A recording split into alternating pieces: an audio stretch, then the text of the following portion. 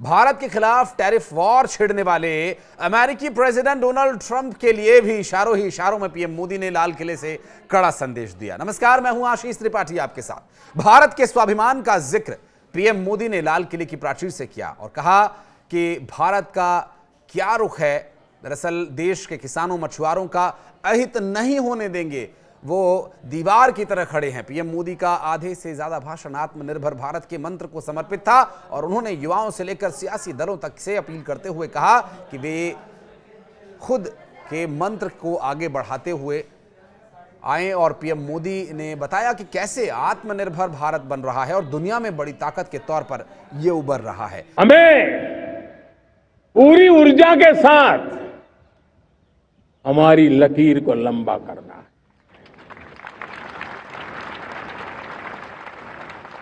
हम अगर अपनी लकीर लंबी करते हैं तो दुनिया भी हमारा लोहा मानेगी। आज जब वैश्विक परिस्थितियों में आर्थिक स्वार्थ दिनों दिन बढ़ रहा है, तब समय की मांग है कि हम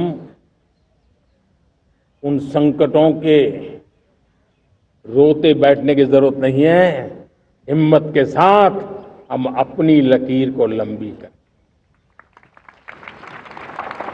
और मैं 25 साल के शासन के अनुभव से कह सकता हूं, अगर ये रास्ता हमने चुन लिया, हर किसी ने चुन लिया, तो फिर कोई स्वार्थ हमें अपनी चंगुल में नहीं फंसा सकता है। इस मौके पर पीएम मोदी ने अमेरिकी प्रेसिडेंट डोनाल्ड ट्रंप को भी इशारों ही इशारों में करारा जवाब दिया और छोटी लकीर बड़ी लकीर वाले बयान के माध्यम से उन्होंने इसे स्पष्ट किया। दरअसल पीएम मोदी ने ट्रंप को इशारों ही इशारों में जवाब देते हुए कहा कि हम किसी लकीर को छोटा करने में अपनी ताकत बर्बाद नहीं करेंगे। हम अपने अनुभव से ये कहते हैं कि किसी दूसरे की लकीर को छोटा करने में अपनी ऊर्जा नहीं खपानी है, हमें अपनी ऊर्जा को बढ़ाना है। अपनी लकीर को बड़ा करने के लिए अपनी ऊर्जा को लगाना है और हम अपनी लकीर लंबी करते हैं तो दुनिया भी हमारा लोहा मानेगी। मसलन जो टैरिफ लगाया गया उसके परसेंटेज को कम करने पर ऊर्जा लगाने के बजाय प्रधानमंत्री नरेंद्र मोदी का यह कहना है कि अपनी अर्थव्यवस्था को इतना बड़ा बनाना है कि वो टैरिफ भी छोटा लगे।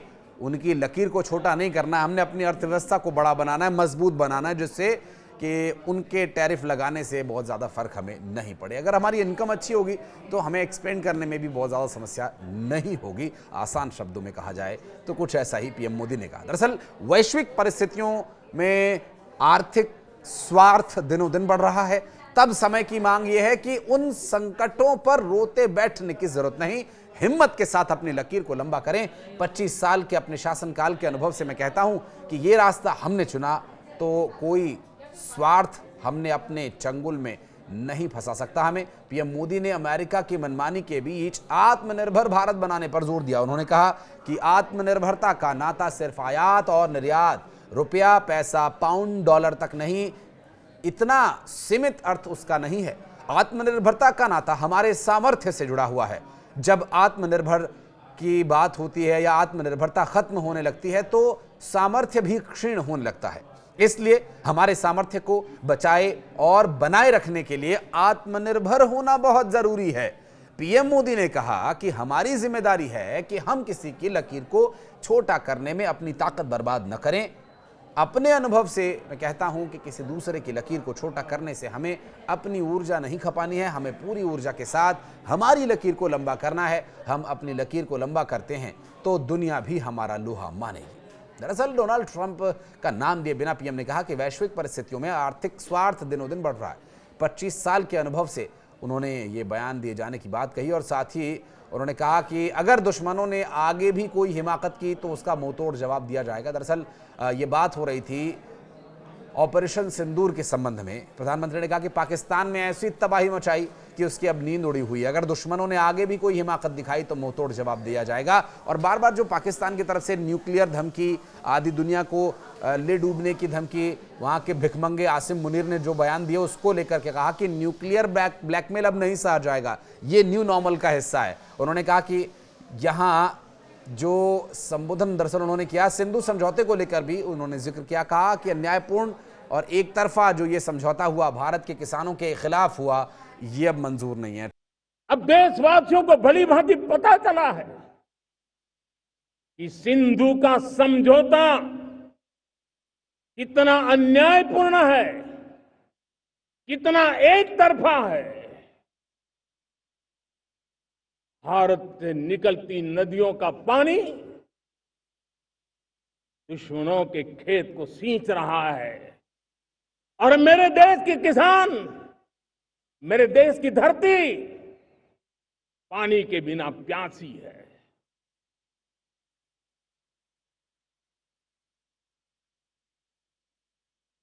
ये ऐसा समझौता था जिसने पिछले 7 दशक से मेरे देश के किसानों का अकल्पनीय नुकसान किया है।